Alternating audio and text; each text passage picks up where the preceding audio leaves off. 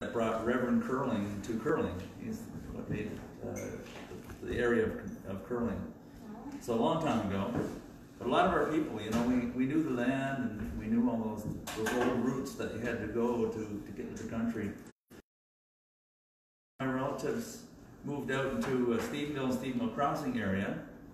And that was Lewis Gabriel. In fact, you guys probably know where Indian Head RV Park is right now.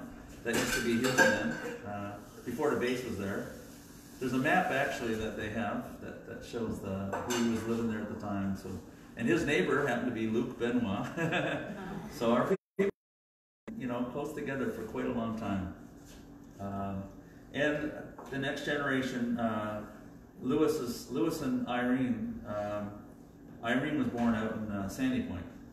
They had a daughter named Jane who married a guy named Robert Newhook, and then he ended up getting a job out in Spruce Brook. There used to be a mill out there years ago.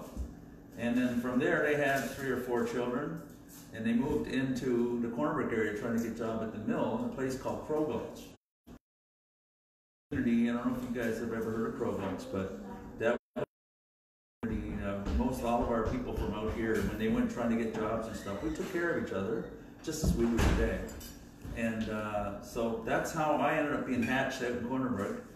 And I have people all over, and I'm very proud of our people. So we follow our mother's side of the family with regards to, in European way, they follow the paternal side. That's why a lot of us carried fathers' names, but traditionally.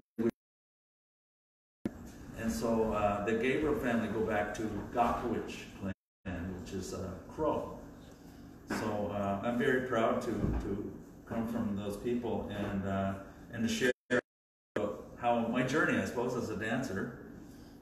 First, I want to start things off right. We're going to smudge down. Whenever you guys, it might be boring for some people, but some people have never seen anyone get dressed.